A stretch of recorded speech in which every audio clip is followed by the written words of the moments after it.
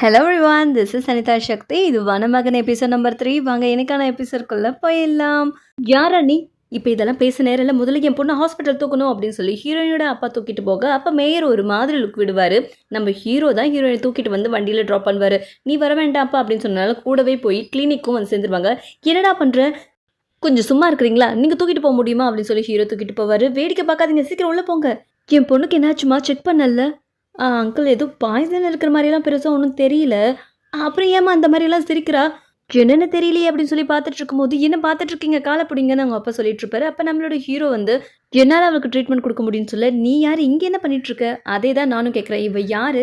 இவனை பார்த்தா எனக்கு என்னவோ சந்தேகமாக தெரியுது அங்கிள், பார்த்து ஜாக்கிரதை. சொன்னா கேளுங்க, என்னால் தான் இவளுக்கு ட்ரீட்மெண்ட் பண்ண முடியும், விடுங்க. இங்கே பாரு, சும்மா அந்த மாதிரி பேசிகிட்டு இருக்க மாட்டேன். இப்போ மட்டும் நீங்கிறது வெளியில் போல, நடக்கிறதே வேறு. இங்கே சண்டை போடுற இடமா இது, முதல்ல 2 பேரும் அமைதியாக இருங்க, நீ வெளியில் போ அப்படின்னு சொல்லி ஹீரோ ஓட்டி விட்டுருவாரு. நானே என் பொண்ணு நினச்சி வருத்தத்தில் இருக்கேன், எதுக்குப்பா இந்த சண்டை, போய் ஒன்றும் டியூட்டியை பாரு. இந்த பக்கம் ஃப்ரெண்ட் வெளியில் வந்து, இதுக்கப்புறம் உன்னை இந்த இடத்துல பார்த்தா நான் பொறுமையாக இருக்க மாட்டேன்னு மிரட்டிட்டு போவார். இங்கே எல்லாத்துக்கும் எதுக்கு இவனுங்க கோவப்படுறானுங்க அப்படின்னு சொல்லி யோசிச்சுட்டு பனிப்பெண் போன நேரமாக பார்த்து நம்மளோட ஹீரோயின் ரூம்குள்ளே போவார். அவரோட மந்தர் பவரை யூஸ் பண்ணி ஹீரோயினி கோமாலேருந்து வெளியில் கொண்டு வந்துடலான்னு நினைக்கும் போது ஹீரோனோட அப்பாவோட குரல் கேட்கும். ஐயோ, இந்த ஆள் இங்கே வந்தா அப்படின்னு சொல்லி கட்டில் கடையில் போய் ஒளிஞ்சுப்பாரு. அதே சமயம் நம்ம ஹீரோட கையை அவர் பலமாக மெரிச்சிட்டு பனிப்பெண் கிட்ட பெட்ஷீட் எப்படி விலகி இருக்குன்னு விசாரிப்பாரு. தெரியல மாஸ்டர், தானா விலகி இருக்கலாம், இல்லை அவங்களே. கையெடுறா லூசு பையல. சரி பார்த்தது போதும், போய் மருந்து கொடு அப்படின்னு சொன்னோன்னே பனிப்பெண் வருவா. அவளோட கால் கடையிலையும் நம்ம ஹீரோட கை மாட்டிக்கும். ஐயோ, இது வேறையா? பனிப்பெண் மருந்து கொடுக்கும்போது ஹீரோயினி குடிக்க மாட்டாங்க. மாஸ்டர் குடிக்கல. சரி பரவாயில்ல விடு, டெம்பரேச்சர் செக் பண்ணுன்னு சொல்லிடுவாரு. அப்போ பனிப்பெண் அந்த காலை எடுத்துருவாங்க. இங்கே இருந்தால் வேலைக்காகது தப்பிச்சு போயிடணும் அப்படின்னு சொல்லிட்டு நம்ம ஹீரோயினை ட்ரீட் பண்ணுற அந்த நேரத்தில் அவர் யார் கணக்கும் படாமல் அங்கேருந்து எஸ்கேப் ஆகிடுவார். அது பனிப்பெண் ஓரளவுக்கு நோட் பண்ணிடுவாங்க. இப்போ என்ன போச்சு மாஸ்டர், உங்களோட நிழலே உங்களை கடந்து போகுதுன்னு நினைக்கிறேன். என்ன பேசிகிட்டு இருக்க, ஏன் இப்படி லூஸ் மாதிரி வளர்ற, நான்சென்ஸ். இந்த பக்கம் நம்மளோட ஹீரோ, இவங்க நம்மளை ட்ரீட் பண்ணவே விட மாட்டாங்க போல், ஒரு முடிவாக தான் இருக்கிறாங்க. அவளை சரி பண்ணாதான் ஹோலி ட்ரீயை எப்படி சரி பண்ணுறதுன்னு நம்ம கற்றுக்கிட்டு போக முடியும் அப்படின்னு சொல்லிட்டு போயிடுவார். ஒரு பக்கம் மேயர் வீட்டை காமிப்பாங்க. அங்கிள், இப்போ உன்னோட ஃப்ரெண்டுக்கு எப்படிமா இருக்குது? அவள் இன்னும் கோமால தான் இருக்கா அங்கிள், என்ன நடந்துச்சுன்னே எங்களால் கணிக்க முடியல. அவளை நீ சரியாக பார்த்துக்கணும், என்ன நல்லா ட்ரீட் பண்ணு. கண்டிப்பாக நான் அவளை நல்லா பார்த்துக்கிறேன். இவங்க 2 பேரும் இவ்வளோ க்ளோஸாக பழகிறது நம்மளோட மேயருக்கு பிடிக்காது. அவர் சின்னதாக கணிச்ச உடனே அவங்களோட பையன் புரிஞ்சுப்பான். ஃப்ரெண்ட் மேலே இருந்த கையை எடுத்துருவான். நீ ஸ்டோர் ரூமுக்கு போய் எனக்கு இம்பார்ட்டண்டான ஒரு பொருள் இருக்குது, அதை போய் கொண்டு வா அப்படின்னு அதோட நேம் சொன்னோன்னே சரிப்பா அப்படின்னு சொல்லி அவர் அங்கேருந்து போன உடனே அந்த பொண்ணுக்கிட்ட அவர் பேச்சு கொடுப்பாரு. நான் வளர்த்த பசங்களே நீ டாக்டர் ஐயனை பெருமைப்படுத்திட்டேன், ஆனால் என்னோட பையன் பாரு விளையாட்டுத்தனமா. நீங்கள் ஒன்றும் கவலைப்படாதீங்க அங்கிள், நான் சின்ன வயசுலேருந்தே அவனை பார்த்துட்ருக்கல, அதே தான் சொல்கிறேன். நீ ஒரு அக்காவாக இருந்து அவன் வாழ்க்கையை நல்வழிப்படுத்துகிற ஒரு பொண்ணு பார்த்து தரணும், புரிஞ்சுதில்ல? புரிஞ்சுது அங்கிள்.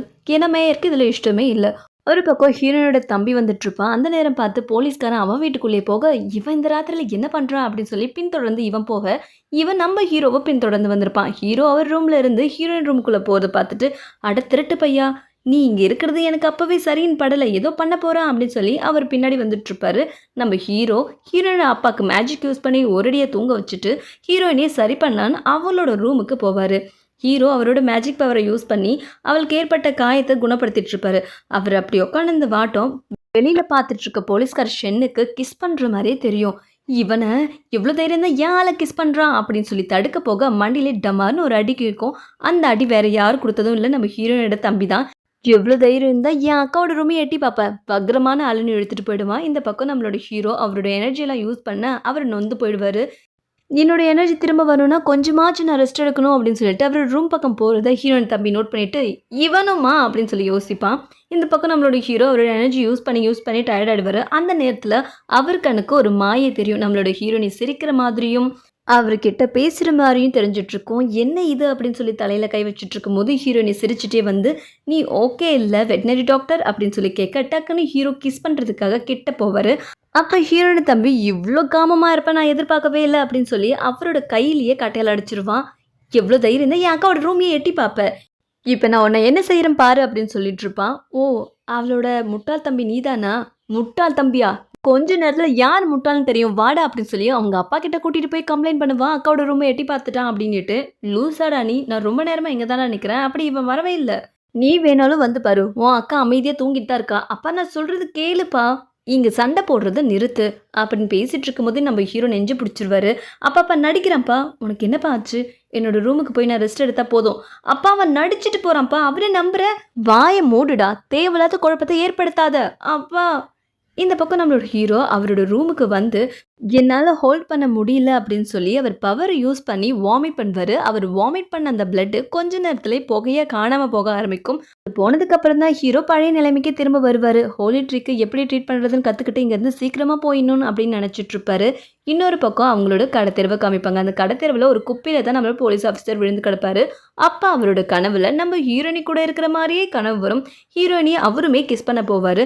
அந்த நேரம் பார்த்து வண்டி சவுண்டு நாய் சவுண்டெல்லாம் கேட்க, நான் எப்படி நாயோட நாயை எங்கே கிடக்குறேன், எனக்கு என்னாச்சு, யார் என்ன இங்கே கூட்டிகிட்டு வந்து போட்டா அப்படின்னு சொல்லி யோசிச்சு பார்க்கும்போது நைட்டு நடந்த ஒரு சில விஷயம் அவருக்கு ஞாபகம் வரும். ஹீரோ கிஸ் பண்ண மாதிரி அது அவனே தான். அவனை சும்மா விடக்கூடாது.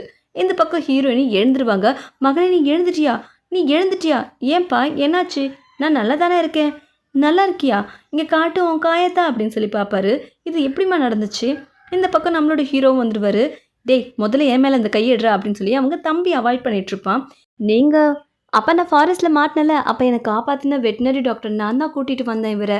சரி சரி அவரை நான் கவனிக்க சொல்கிறேன், நீ முதல்ல நல்லா ரெஸ்ட் எடு. சரிப்பா. ஏய் நில்லுடா.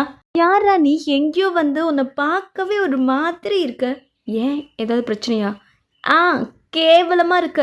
உன் மூஞ்சியும் உன் ஹேர் ஸ்டைலும் என்ன பார்த்தியா ஃபேஷன். உன்னை எங்கேருந்து தான் பிடிச்சிட்டு வந்தாலும் என் அக்கா பூசணிக்கா மூஞ்சி அப்படின்னு சொல்லி திட்டாங்க. அந்த போயிடுவான். இந்த ஹேர் ஸ்டைலுக்கு என்ன குறைச்சல்? ஏய் ரொம்ப நேரமாக வெட்டினரி டாக்டர் தேடுறேன், இங்கே வந்தாரா? இல்லையே நான் எதுவும் பார்க்கலையே. எங்கே போயிருப்பான் இன்னும் ஹாஸ்பிட்டல் வராமல் அப்படின்னு சொல்லி யோசிச்சுட்டு இருக்கும்போது அங்கே பாருங்க ஹேண்ட்ஸம் அப்படின்னு சொல்லி பனிப்பெண் கூவா.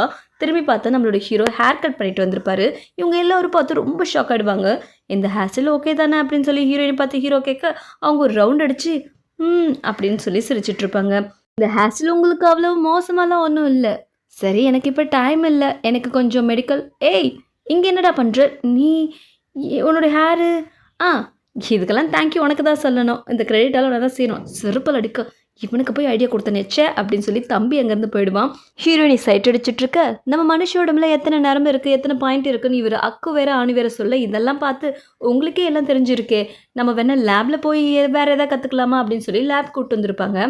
அப்போ செட்டஸ்கோப் எடுத்து இது காதில் வைக்கணுமா, இதை இதயத்தில் வச்சு பார்க்கணும் அப்படின்னு சொன்னதுனால ஹீரோயினி இதயத்துக்கு போவார். உடனே ஃப்ரெண்ட்ஸ் சிரிப்பா. சரி அவள் விட மாட்டா போல், உங்கள் இதயம் உன்னோட இதயத்தில் வச்சு கேட்கலாம், தாராளமாக கேட்கலாம், கேளு அப்படின்னு ஒன்று அவரோட இதயத்தில் வச்சு கேட்பாரு.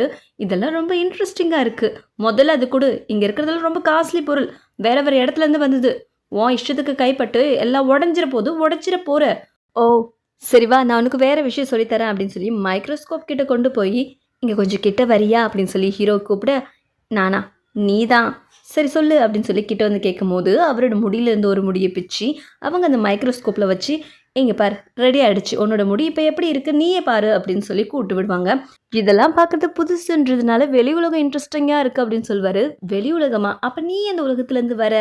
அப்போ ஃப்ரெண்ட் கிட்ட மேயரோட பையன் வந்திருக்கிறதா பனிப்பேன்னு சொல்வா. உடனே இவன் மூஞ்சி மாதிரி நான் இல்லை, அவனை போக சொல்லிவிட்டு நான் ரூம் பக்கம் போகிறேன் அப்படின்னு சொல்லிட்டு அவசரமாக போவாங்க. ஏய் நில்லுடி, ஏன் என்னாச்சு?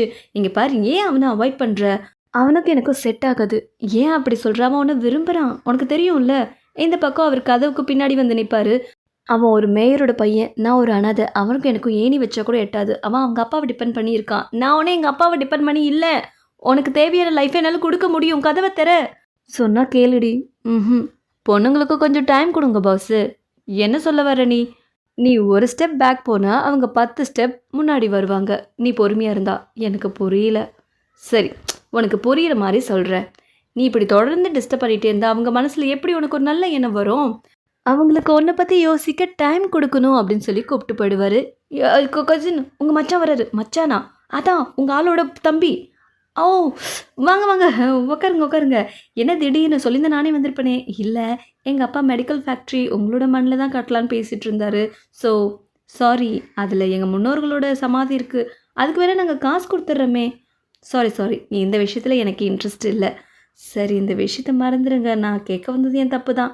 ஆனால் ஒரு கண்டிஷன், எந்த கண்டிஷனாக இருந்தாலும் பரவாயில்ல, உன்னோட சிஸ்டரை ஃபாலோ பண்ணுறதுக்கு நீ எனக்கு ஹெல்ப் பண்ணணும். ஷே இவ்வளோதானா? நாட்டி. ஆனால் அவள் உங்களை ஏற்றுக்கலன்னா எனக்கு கேட்கக்கூடாது. பரவாயில்ல ஃபாலோ பண்ண ஹெல்ப் பண்ணால் மட்டும் போதும். அவள் டேஞ்சரில் இருக்கா. அதான் டேஞ்சரா?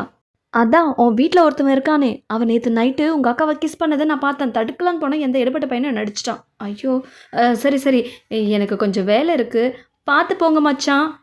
கசினை, நீங்கள் தான் உங்கள் முன்னோர்கள் சமாதியே என்னைக்கும் அந்த மண்ணிலேருந்து தூக்கிட்டீங்களே, அவன்கிட்டயே போய் சொல்கிறீங்க. தப்பு இல்லையா? டேய், இது உனக்கும் எனக்கு தான் தெரியும், வெளியில் சொல்லிட்டு தெரியாத. எங்கள் லேடி வெஸ்டர்ன் ட்ரீட்மெண்ட் கற்றுட்டு வந்திருக்காங்க, எங்ககிட்ட ட்ரீட் பண்ணிக்கோங்க. வேணாமா, நான் பழசே பார்த்துக்கிறேன். ப்ளீஸுங்க, எங்கள் லேடி நல்லா ட்ரீட் பண்ணுவாங்க. அது வெஸ்டர்ன் ட்ரீட்மெண்ட்றீங்க, ரொம்ப காஸ்ட்லியாக இருக்கும், எனக்கு செட் ஆகாது. அந்த ஒரு பில்டிங்குள்ளே 2-3 டாக்டர்ஸ் இருப்பாங்க. நம்ம ஹீரோயினிக்கிட்ட யாருமே நம்பி வர மாட்டாங்க. இப்படியெல்லாம் இருந்தால் வியாபாரம் நடக்கவே நடக்காது.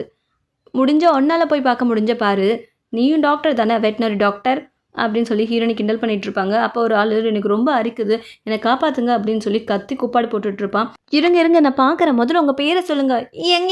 என்ன 2 பேரும் ஒரே மாதிரி சொல்கிறீங்க? ஐயோ, ஒரே மாதிரி இருக்கக்கூடாதா? எங்கள் அப்பா பேரும் என் பேரும் தயவு செஞ்சு எனக்கு ட்ரீட் பண்ணுங்கள், எனக்கு ரொம்ப அரிக்குது அப்படின்னு சொன்னதுனால கூட்டிகிட்டு போய் செக் பண்ணிகிட்ருப்பாங்க. அப்போ நீங்கள் கோல்டு வாட்டரில் குளிப்பீங்களோ? ஆமாங்க, சமைச்சு முடிச்சு உனக்கு கிணத்து தண்ணியில் குளிப்பேன், அதான் அலர்ஜியாக இருக்குதுன்னு நினைக்கிறேன். சரி, இந்த மெடிசனை போய் வாங்கி கொடு, ஒரு 2-3 நாளில் சரியாயிடும் அப்படின்னு சொல்லி அந்த நோயாளி அமுச்சு விட்ருவாங்க. அப்போ நம்மளோட ஹீரோ சொரிஞ்சுக்கிட்டு உட்காந்துருப்பாரு. ஒரு பேஷண்ட் வந்து உட்காந்துருக்கான், அவனுக்கு ட்ரீட் பண்ணணும். அவனை ஏதாவது கேட்கணும்னு தோணல, நான் தான் அவனுக்கு சொரிஞ்சு விட்டுட்டு இருந்தேனே. சொரிஞ்சு விடுறது ஒரு வேலையா? நீ மெடிசன் கற்றுக்கு தானே வந்த, அதுக்கான எந்த முயற்சியுமே பண்ண மாட்டேற. ஒரு குழந்தை வலியில் துடிக்கும் போது அம்மா பார்த்துட்டா இருப்பாங்க. உனக்கு ரொம்ப பெரிய மனசு. அவன் இருக்கிற தோற்றத்தை பார்த்தே அவன்கிட்ட காசு இல்லைன்னு ஃப்ரீயாக ட்ரீட்மெண்ட் பண்ணல. நீ ரொம்ப கைண்டானவன் அப்படின்னு சொல்லிட்டு இருக்கும்போதே நம்மளோட ஹீரோனை சிரிச்சுட்டு, யார் சொன்னா? அதெல்லாம் ஒன்றும் இல்லை, உன்னோட சம்பளத்துலேருந்து அந்த காசு பிடிக்க போகிறேன். உன்ன மாதிரி மோசமான பொம்பளை நான் பார்த்ததே இல்லை.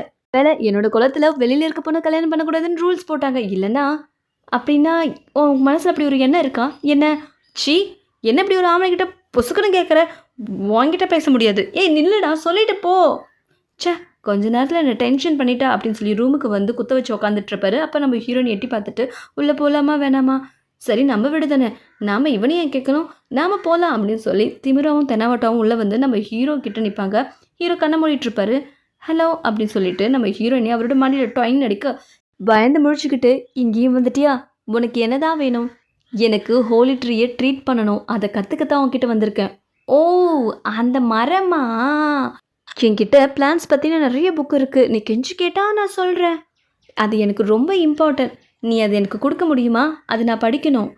இப்படி கேட்டால் எப்படி? நீ அதை கெஞ்சி கேட்கணும், இந்த ஆட்டிடியூடெல்லாம் காட்டி கேட்கக்கூடாது. சரி, நான் உங்ககிட்ட கெஞ்சி கேட்குறேன், ப்ளீஸ் கொடுக்குறியா? டேய், முதல்ல இந்த கையாட்டுறதை நிறுத்து. எப்படியா கெஞ்சி கேட்பாங்க? எப்படி கெஞ்சி கேட்குறதுன்னு உனக்கு தெரியாது? எப்படி? எனக்கு புரிஞ்சிருச்சு அப்படின்னு சொல்லி அவர் எழுந்து நம்ம ஹீரோயினி கிட்ட வர, ஹீரோயினி ஆவலாகவே வெயிட் பண்ணுற மாதிரி தான் நிற்பாங்க. டக்குன்னு அவங்கள பிடிச்சி பெட்டில் சாத்தி, இப்படி கேட்கவா அப்படின்னு சொல்லிட்டு 2 பேரும் கண்ணோட கண் பார்ப்பாங்க. அதோட இந்த எபிசோட் முடியுது. அடுத்த எபிசோடில் மீண்டும் சந்திக்கிறேன். நன்றி. Keep smiling. டாடா.